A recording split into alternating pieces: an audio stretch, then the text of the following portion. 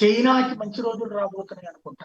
America మీద రష్యాకున్న కోపం ఇప్పుడు రష్యా ఆయిల్ ఏదైతే ఎక్స్పోర్ట్స్ చేసుకోవడానికి అనుమతిస్తూ కొనుక్కోవడానికి అడ్డు లేదని అమెరికా చెప్పడం, ఇరాన్ ది కూడా ఉన్నటువంటి రిస్ట్రిక్షన్స్ తీసేయడం. ఎందుకంటే ఆయిల్ కి సంబంధించి ప్రపంచం సంక్షోభం ఎదురవుతుంది కాబట్టి ఇద్దరి మీద విధించిన ఆంక్షలు ఎత్తివేయడంతో ఈ రెండు దేశాలు ఆయిల్ అమ్ముకోవడానికి, ఈ రెండు దేశాల దగ్గర ఆయిల్ కొనుక్కోవడానికి ఏం ప్రాబ్లం లేదు, మేము అలా కొనుక్కునేటటువంటి వాళ్ళ మీద రిస్ట్రిక్షన్స్ పెట్టబోమని అమెరికా చెప్పింది.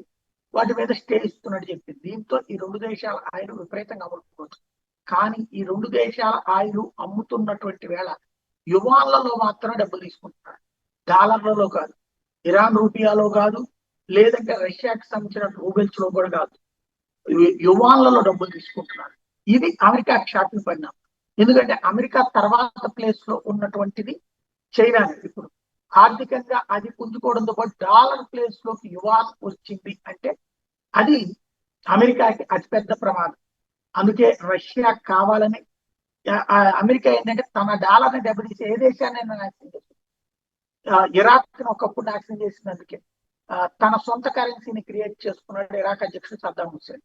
అట్లాగే ఇరాన్ మీద ఇప్పుడు కోపం కూడా అది అమెరికన్ డాలర్ లో కాకుండా అది వేరే రూట్ లో బిజినెస్ చేయడానికి ప్రిపేర్ అయినప్పుడే దాని మీద ఆంక్షలు పెట్టుకొచ్చింది. ఇప్పుడు అట్లా చైనా చేస్తే చైనా మీద ఇరాన్ మీద వెళ్ళినంత తరహాల యుద్ధానికి వెళ్ళగలదా? వెళ్ళలేదు. కానీ రాబోయే రోజుల్లో వేరే గేమ్స్ నడుస్తాయి.